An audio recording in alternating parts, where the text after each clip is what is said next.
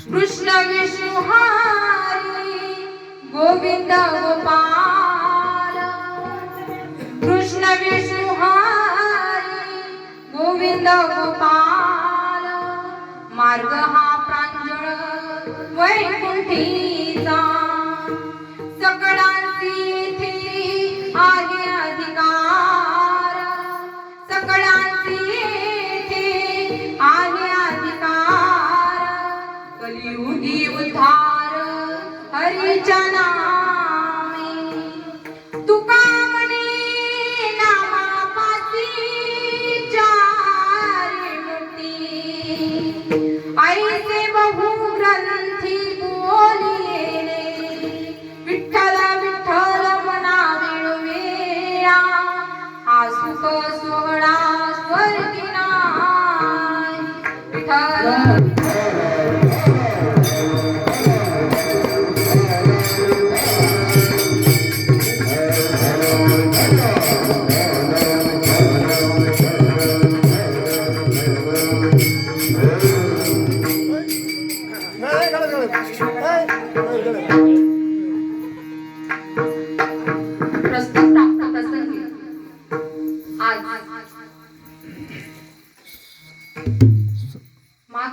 एकादशी म्हणजे विजय एकादशी उद्या आणि आज दशमी निमित्त हा कीर्तन सोहळा इथं होतोय. सुंदरबाई हा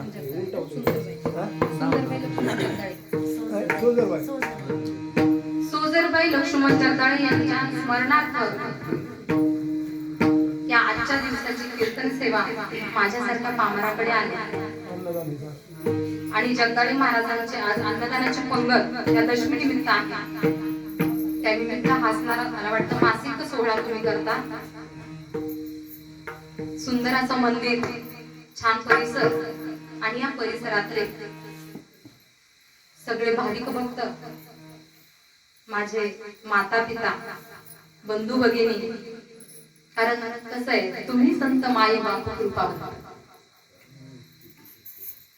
आणि मी खरं तर नवीनच आहे कीर्तनकार, तुम्ही सांभाळून घ्याल. जगदाळे महाराजांची खूप इच्छा होती. कसं असतं, आपल्या माणसाने आपल्याला जास्त प्रोत्साहन दिलं की एक स्फूर्ती येते की हा मी करू शकते. कारण भजन, रामायण, ओवीबद्ध ग्रंथ या बाबतीत आम्ही असायचो, पण कीर्तनाकडे नुकतंच आत्ताच पदार्पण केलंय आणि सगळ्या तुमच्या कृपा आशीर्वादानं मी या अभंगाचं निरूपण करण्याचा माझ्या अल्पमती बुद्धीप्रमाणे प्रयत्न करेन.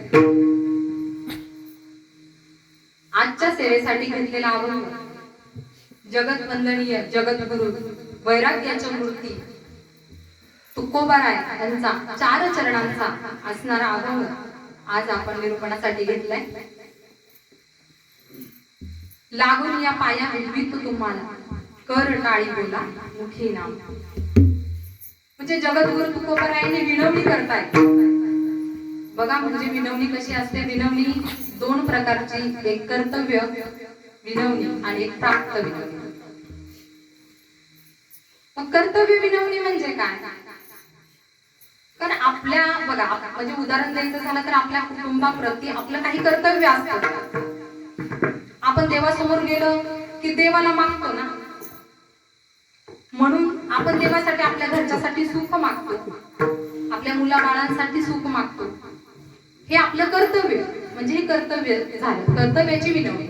आणि प्राप्त विनवणी जी आहे ती आपल्या स्वतःसाठी, स्वतःच्या उद्धारासाठी, स्वतःच्या मोक्षासाठी.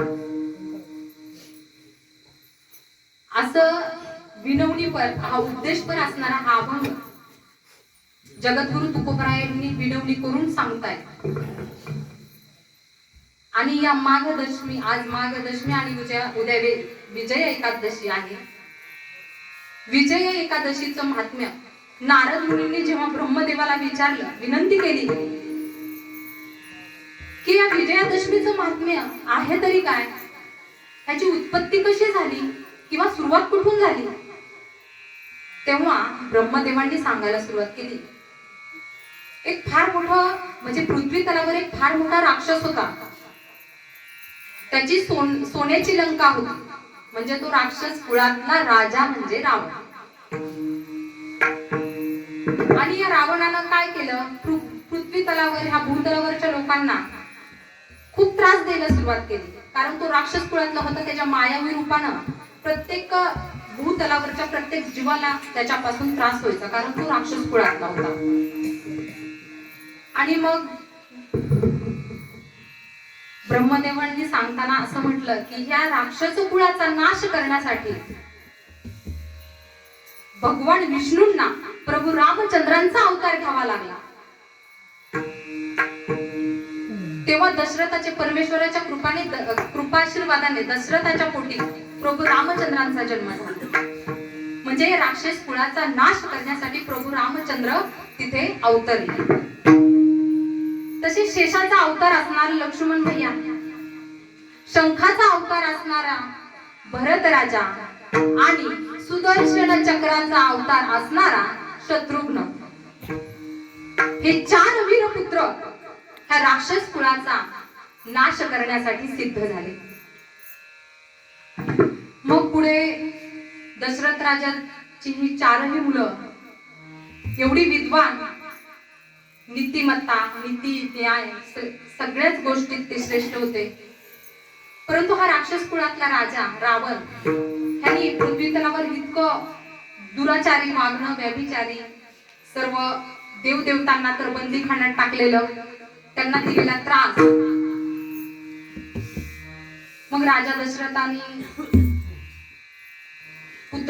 जेव्हा राजा दशरथचं वय झालं, मग ह्या 4ही मुलांना जवळ बोलावून त्यांनी सांगितलं, आपल्या पृथ्वी तलावर इतका नाश होतोय, पृथ्वी तलावर सगळा व्यभिचार माजलाय, चांगल्या लोकांना त्रास होतोय. तेव्हा हे सगळे 4ही मुलं त्यांच्या कार्यसिद्धीसाठी म्हणजे राक्षस कुळाचा नाश करण्यासाठी सिद्ध झाले. आणि इकडे जनक राजाची कन्या सीता इथं स्वयंवर मांडण्यात आला. जनक राजाच्या सीता इथं स्वयंवर जेव्हा मांडलं तेव्हा त्यात एक पण ठेवला होता. जो धनुष्याला बाण धनुष्य उचलून त्याला बाण लावील त्यालाच सीता पती म्हणून वरेल. मग राजा जनकानं सर्व नगरात सगळ्या राजांना आमंत्रित केलं. सर्वांना आमंत्रण पोचलं. सगळे राजे महाराजे रथी महारथी अगदी राक्षस कुळातला राजा रावणही या स्वयंवरासाठी हजर झाला. एक एक राजा तो धनुष्य उचलायचा. कोणाला उचलत नव्हतं, कोणाला उचलायचं, कोणालाच उचललं नाही. शेवटी प्रभू रामचंद्रांनी ते धनुष्य उचललं, त्याला बाण लावला आणि मग रावणाला ते धनुष्य पेललंच नाही. इथे रावणाचा मोठा पराभव झाला. ह्या पराभवाचा बदला घ्यायचा एक सुडाची भावना त्या रावणाच्या मनात आली. आणि तिथे सीता स्वयंवर संपला आणि सीतेला प्रभू रामचंद्र पत्नी म्हणून आपल्या अयोध्येत घेऊन आले. प्रभू रामचंद्र सीतेला अयोध्येत घेऊन आले. राजा दशरथानं विचार केला की आता माझंही वय झालंय, मग आता हा सगळा कारभार मुलाच्या हाती द्यावा. आपल्याला पण वय झालं वाटतं ना, आपण कारभार मुलाच्या हाती द्यावा वाटतं की नाही? तसं राजा दशरथाला पण वाटलं. मग राजा दशरथानं काय केलं, राज्याभिषेक सोहळा करायचं ठरवलं. दुसऱ्या दिवशी राज्याभिषेक सोहळा करायचं ठरवलं. पण इकडे माता कैकेयी राजा दशरथाकडे गेली आणि युद्धभूमीच्या ठिकाणी दिलेल्या वचनाची तिला आठवण झाली. आणि ती आठवण राजा दशरथाला करून दिली की मला जे वचन दिलं होतं ते मी आता मागते, ते मला तुम्ही द्या. मग राजा दशरथ म्हणला की काय वचन दिलं होतं रे तुला आणि तुला काय हवंय? त्यावेळी कैकेयी माता म्हणली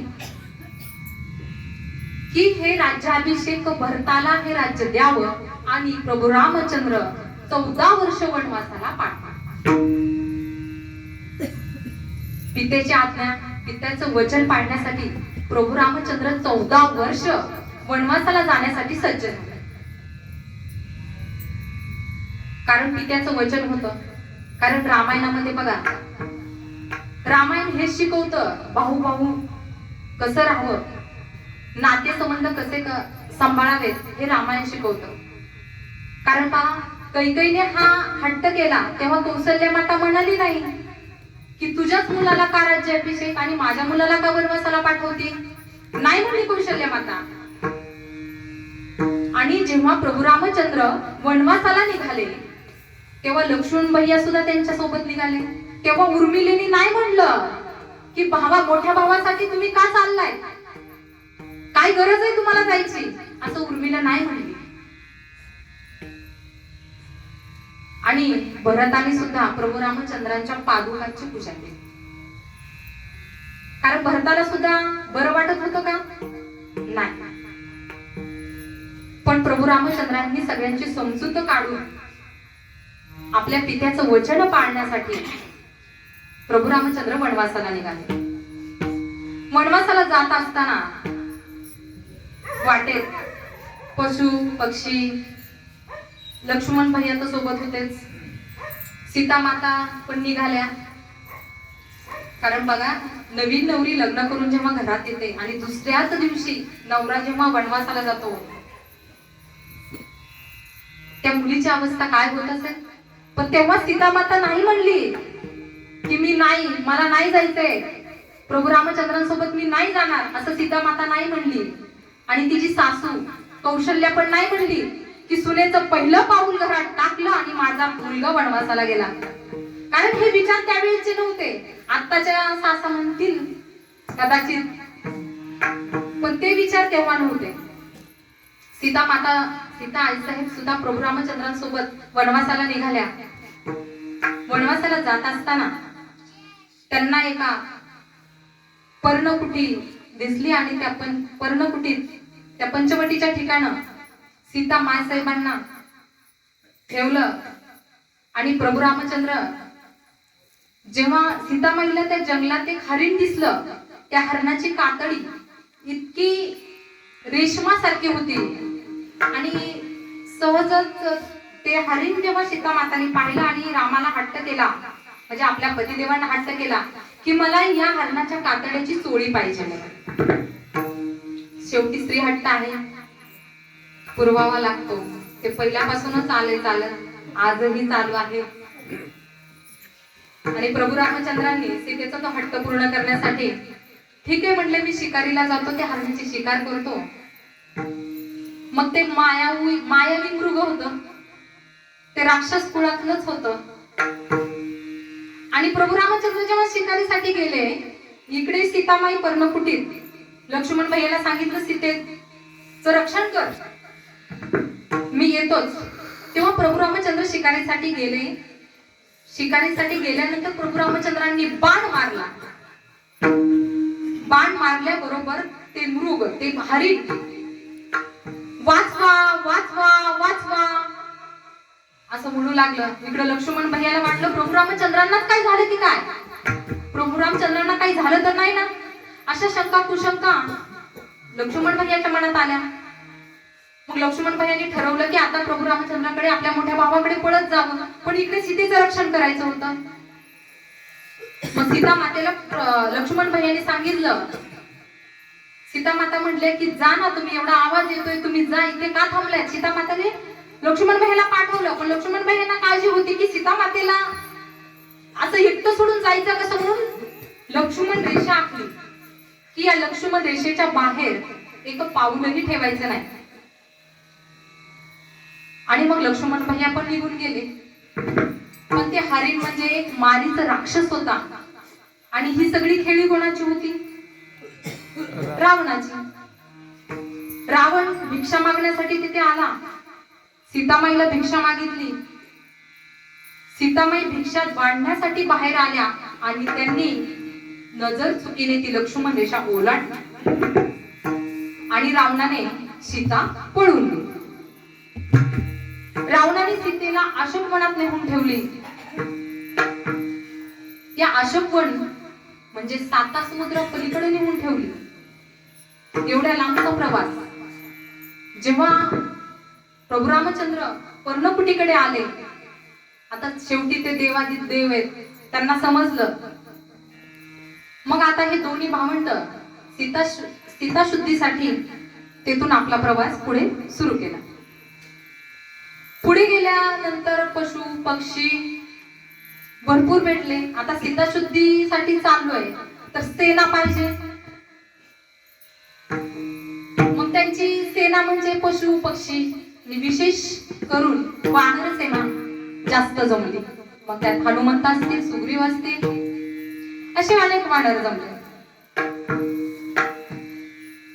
पुढे जात असताना त्यांना जटायू पक्ष्यांची भेट झाली. प्रभू रामचंद्र वनवास करत असताना फक्त सीता शुद्धीसाठीच निघाले नव्हते, तर त्यांनी अनेकांचा उद्धारही केला, अनेकांना मोक्ष शायुज्यता मिळवून दिली. या प्रवासामध्ये जटायू पक्षी जेव्हा त्यांना भेटला, जटायूने सांगितलं, देवा, सीता ज्या अशोकवनात आहे ना, तो फार लांबचा प्रवास आहे. हे जंगल, हे अरण्य फार घनदाट आहे, प्रवास खूप लांबचा आहे. हे तर सोडा, पुढे जाऊन 7 समुद्रा पलीकडे ती लंका आहे आणि तिथे सीतेला नेलंय. मग आता यासाठी काय करावं, विचार करत करत करत करत त्यांची भटकंती अशी चालू राहिली. वाटेनं जात असताना ते लक्ष्मण दक्षिण दिशेला गेले. समुद्राच्या दक्षिण काठी आले. आता पुढे समुद्र आहे, फार मोठा समुद्र पार करायचा कसा. त्यावेळी लक्ष्मण भैया म्हणले, मी इथं आसपास काय दिसतंय का ते पाहतो. लक्ष्मण भैयाने इकडे तिकडे पाहणी केली, तेव्हा त्यांना एका ऋषींचा आश्रम दिसला. त्या ऋषींचा आश्रम, ते ऋषी कोण होते, बक्कालभ्य ऋषींचा आश्रम होता ते. मग त्या ऋषींकडून आपल्याला काहीतरी मार्ग सापडेल या आशेनं लक्ष्मण भैया श्रीराम प्रभुचंद्राकडे गेले आणि म्हणाले, भैया तुम्ही त्या ऋषींकडे चला ना, ते आपल्याला काहीतरी मार्ग नक्की दाखवतील. मग प्रभू रामचंद्र लक्ष्मण भैया सोबत त्या बकाल ऋषींकडे गेले. झालेली हकीकत ऋषींना